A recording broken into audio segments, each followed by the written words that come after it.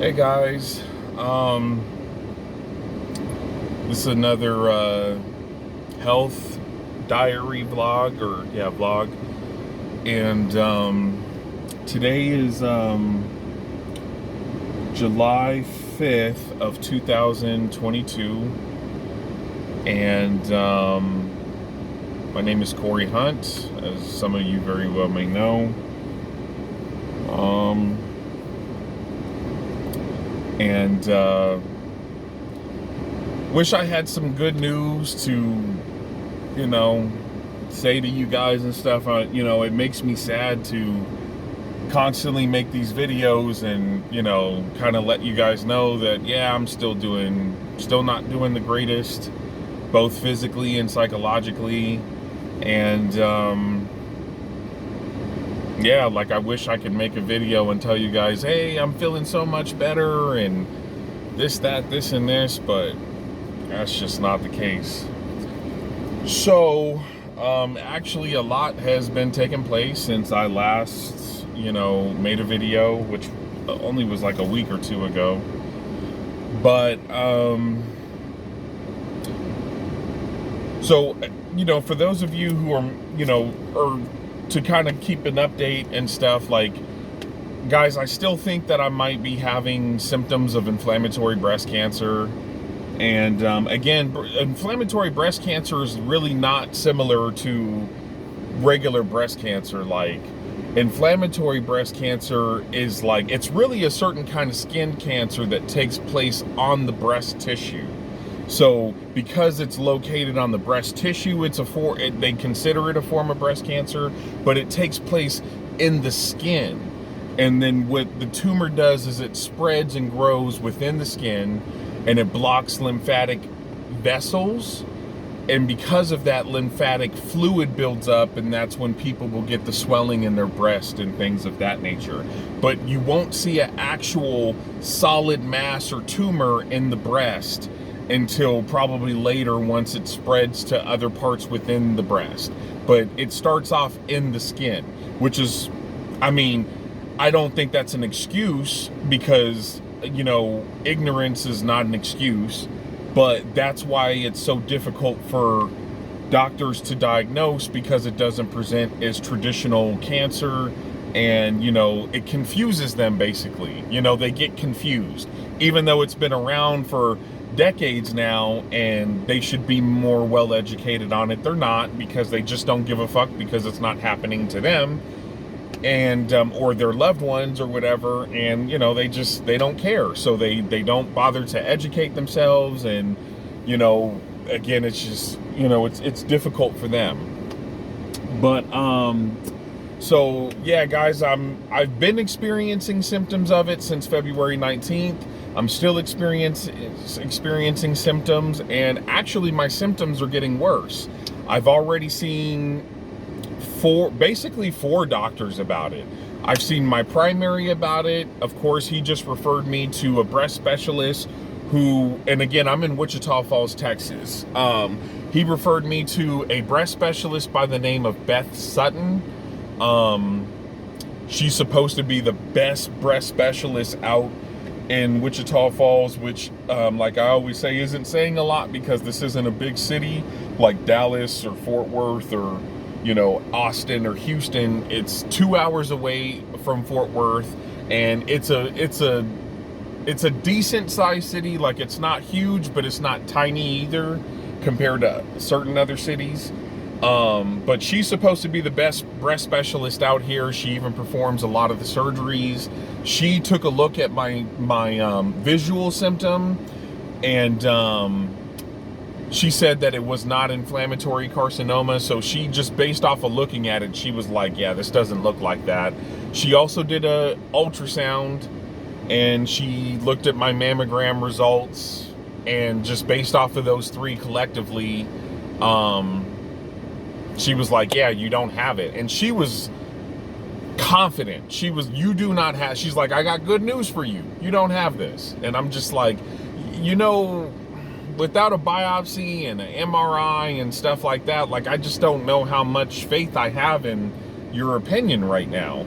And me and her kind of went back at it. She even went as far, guys, to say that she believes that I need to see a psychiatrist because of my anxiety. And I'm like, yeah, I have anxiety because I'm concerned I might have something that can kill me, you know? But then my doctor referred me to a second breast specialist in this city. Her name was Crystal Hames. Now, Crystal Hames kind of did the same thing in the sense of she looked at it and was like, yeah, this doesn't look concerning to me. And but she said, look, if you want a biopsy just so we can kind of make sure, you know, we can do that. And I said, yeah, that would be great. But again, the lack of knowledge, she did a needle gun biopsy where they shoot a needle in your skin or in your tissue and pull out samples, and she took 3 samples. But through my research, it is said that, and again, this isn't a traditional cancer where it takes place in the tissue. It takes place in the skin of the breast tissue. And that's why it's recommended to do a skin punch biopsy where you're taking the multiple layers of skin and you're testing that. But she didn't do that. She took the needle gun biopsy, and I don't know where the samples came from. But here's the thing. When I went back to get the biopsy results from her that she took, she said everything was okay. I brought up to her, I said, hey, through my research, it's recommended that, you know, you do a skin punch biopsy, not a needle gun biopsy, or, you know, whatever you guys call this, where you use the gun and it pierces you with the needle and you take a sample that way. She said, oh yeah, she said, I'm familiar with skin punch biopsies.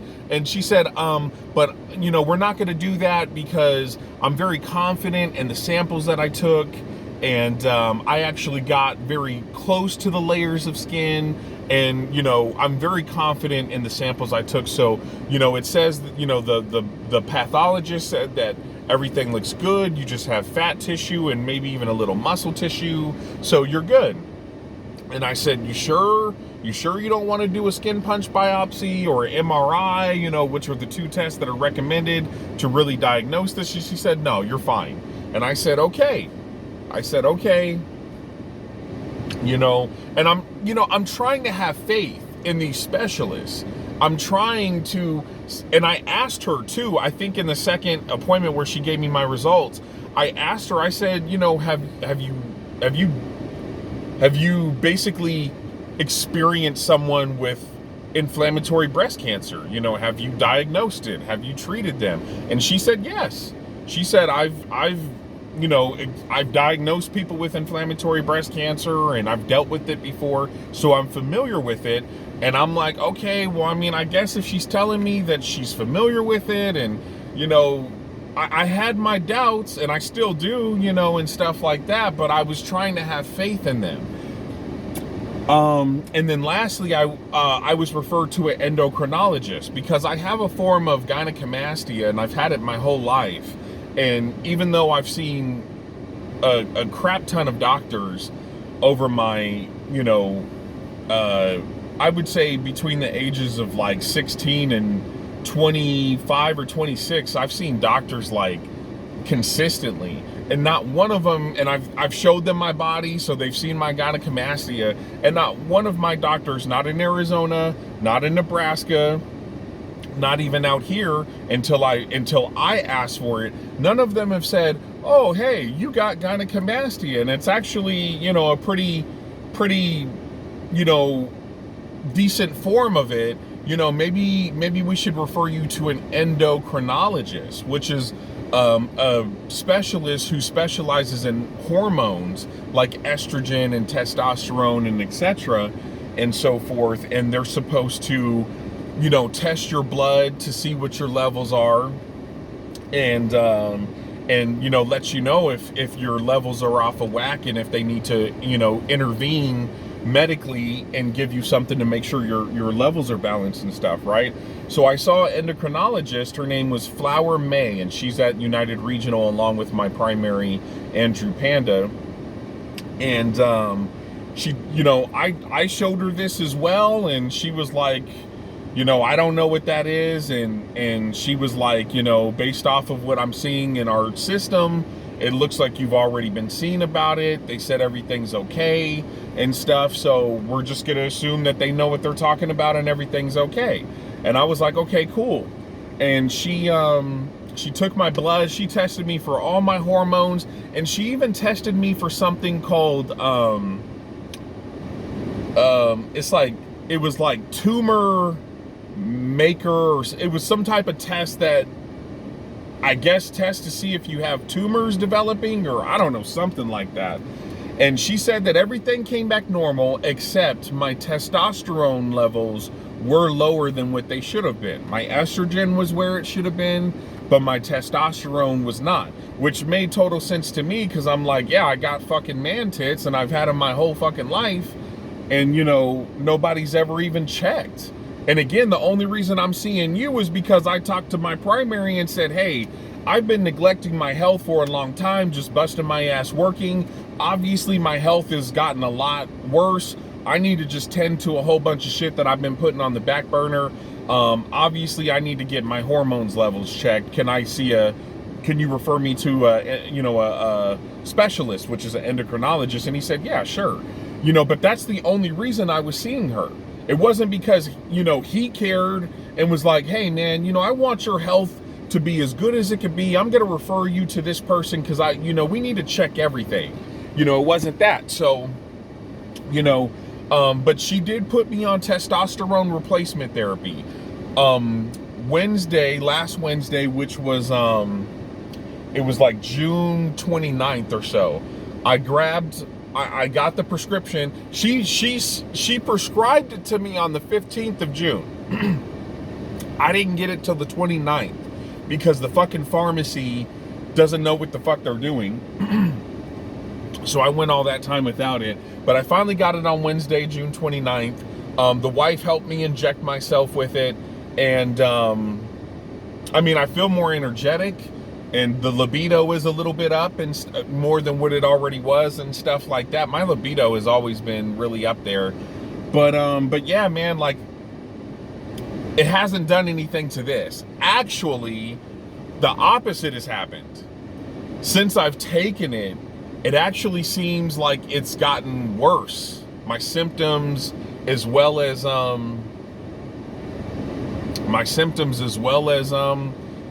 the appearance of it actually looks like it's spread, like more has manifested, and I'm going to show you guys here in a little bit. You know, so to be honest with you guys, man, I'm scared. You know, like, it seems like whatever's going on is getting worse. It seems like it's spreading. My symptoms, a lot of the same symptoms have been going on, but they've actually been getting a little worse. Like, again, I'm having swollen lymph nodes, specifically on this side of my body where this is taking place, but also I've been experiencing swollen lymph nodes on this side of my body as well. My ribs kind of hurt, you know, which is kind of close to that area. I've been getting like pain and stuff in my arm, specifically like this elbow area, and you do have lymph nodes in this area. I've had head pain. I've had sharp aching pain under there. Of course, the itching and burning comes and goes. I've been having itching and burning on this side too, though, which is weird, you know. There's been a couple of times where I just had this overall feeling like I feel shitty, like I feel bad, you know. Yeah, man. And then to top all of this physical and emotional and mental symptoms and stuff, of course, I've been having depression and anxiety because I think I have inflammatory breast cancer, and nothing is really being done about it because I feel like these doctors don't know what they're supposed to do in order to find it and diagnose it or rule it out, you know. And I just keep getting like, okay, you're fine, and tossed to the side, even though the physical symptoms are still there, and I'm telling them I'm still having symptoms. They're just like, you know, whatever. But on top of all of that, me and the wife are not doing great financially because of this, you know, breakdown that I had. I had to quit or get let go of my previous job. And, you know, I was just depressed and anxious for about a month and a half. But then eventually I said, because my wife, I love my wife and stuff like that, but I told her, I said, baby, I'm struggling here. I really need you to just, if you could just take care of the bills and just let me tend to my health so I can try to figure out what's going on. And if it's something serious, I need to, have the energy and the time to fight it. I don't mean to do this to you, but I need you to handle all the bills. And, God bless her. I know she tried and stuff, but she wasn't able to figure it out. She was struggling. She couldn't, because she started off not working, and, that's a whole nother situation. But basically my wife was dealing with her own personal health problems and depression and anxiety and stuff. And she actually hadn't worked for years, like 3 to 4 years. And, it did bother me, and I would bring that up to her like, hey, look, I understand you're dealing with your health problems, and I don't mind giving you a little bit of time to deal with it, but you're taking years and years of not working and everything falling on me, and it's stressing me out and so forth. But, in this situation, she finally, attempted to start working again, and she did, but she just wasn't doing it full time, and she was making, nickels and dimes, man. I'm gonna just call it what it is, and it just was nowhere near what it needed to be to pay the bills. So even though I'm dealing with something where I'm like, this could potentially kill me, I'm like, all right, bro, like, even though you're dealing with this, you got to get back to work because you guys need a place to stay and whatnot and stuff. So we got back to work, but the issue is, even though we're working full time, and her and I are doing it together, like we're both doing the same thing, but we're both kind of like taking turns, and it's equaling up to like a full-time job between the both of us, or maybe a little bit over a full-time job, like full-time with overtime and stuff. But it still ain't enough to catch us back up because we fell behind on a lot of bills, and it's just hard to catch back up. And yeah, we're not doing good financially, man. We're consistently behind on a rent. We can't get assistance with that. We've been consistently behind on, utilities and internet and phone bills and stuff like that, and it's just really hard to bounce back. So yeah, man, I'm not doing good. I'm not doing good psychologically, physically, financially. Like, life sucks right now, bro.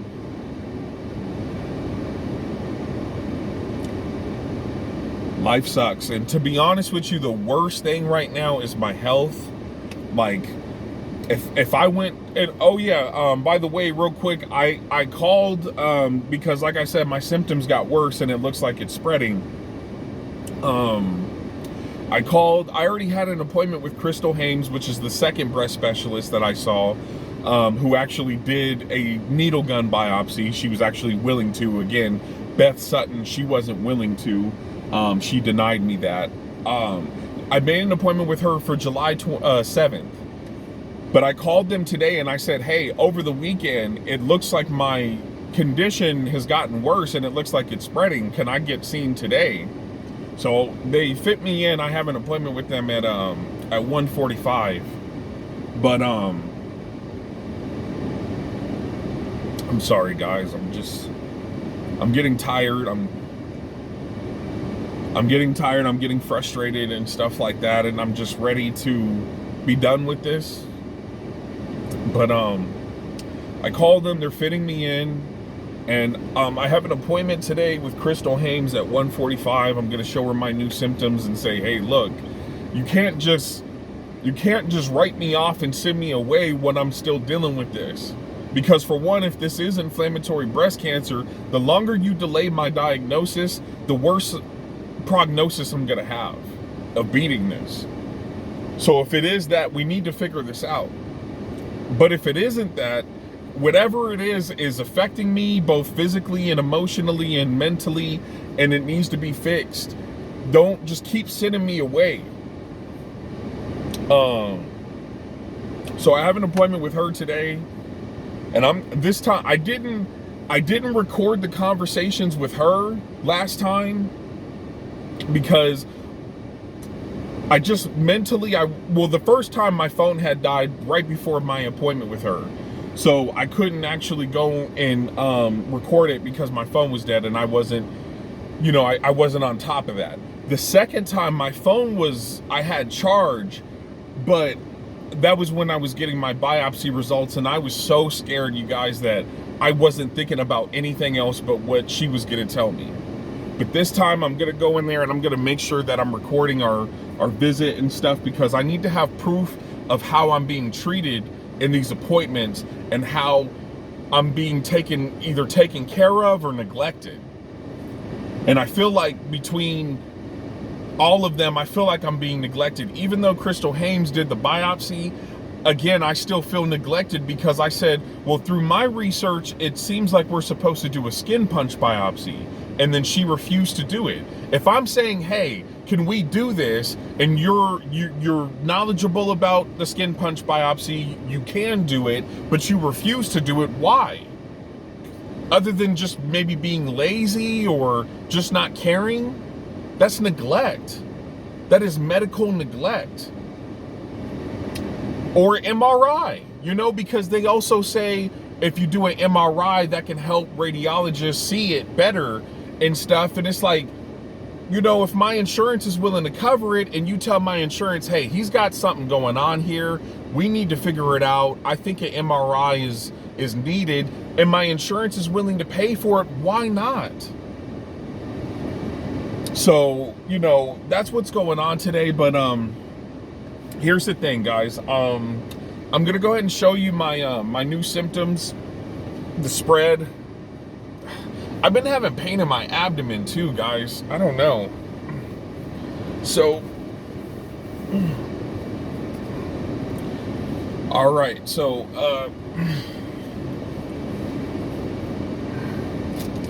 okay. Again, as you can see, there's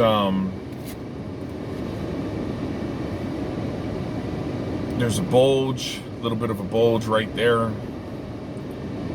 compared to, you know, the right side compared to the left side. Okay. So what I want to show you guys is,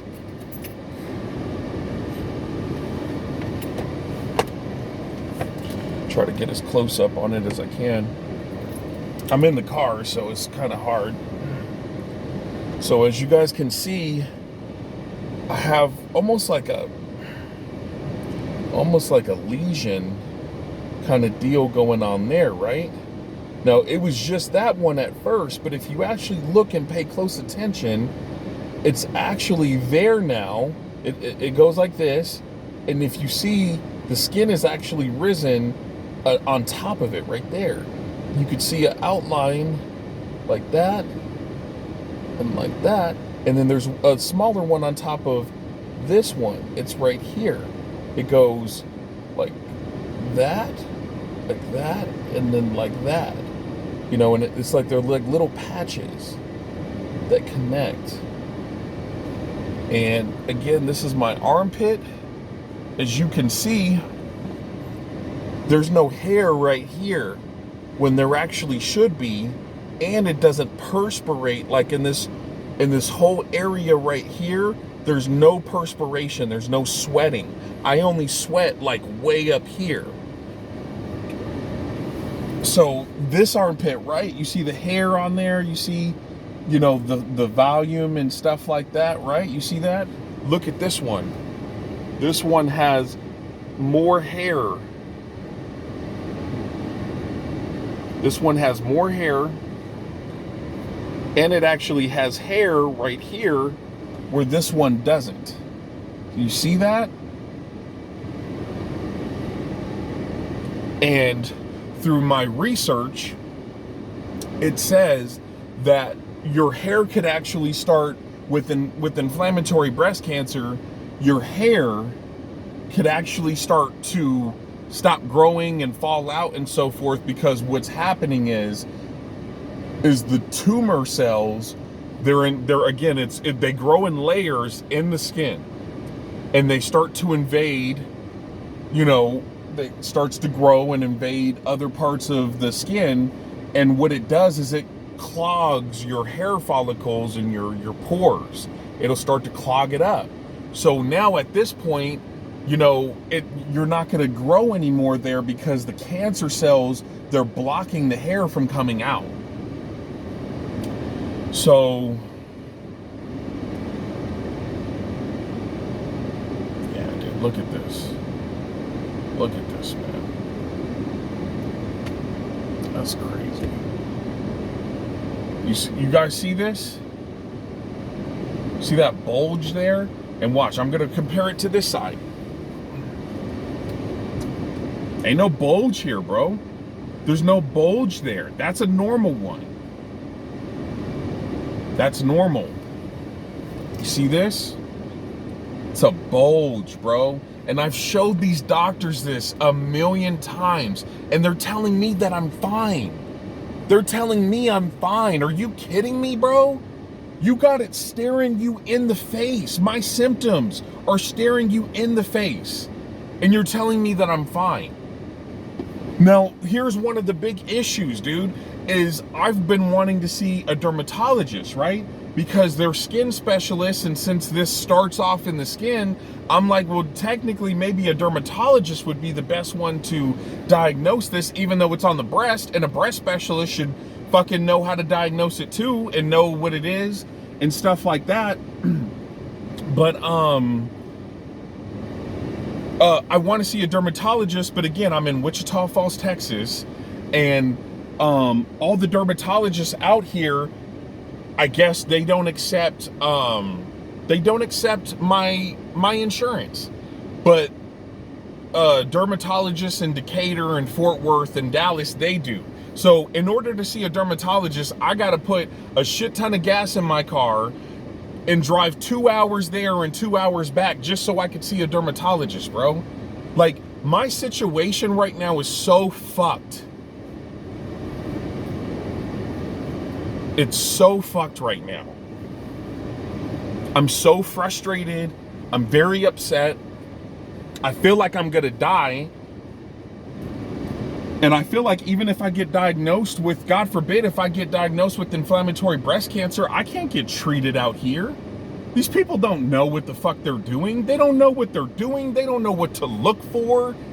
They couldn't even diagnose me. I'm supposed to let these people treat me? Do I think this little town of Wichita Falls is gonna have the same treatment as MD Anderson in fucking Houston, Texas, 6 hours away? No. They're not. They probably won't even have the same treatment that I would get in Dallas or Fort Worth, 2 hours away.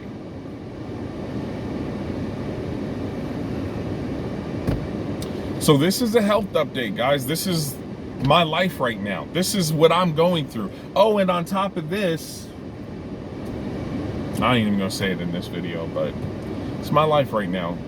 There's even other shit going on that sucks even more, but I'll talk about that shit later. But yeah, this is my life, bro. This is the medical industry. This is how much they care, even though it's their fucking job. This shit fucking sucks, man. All right, that's it, guys. I'll make another video later.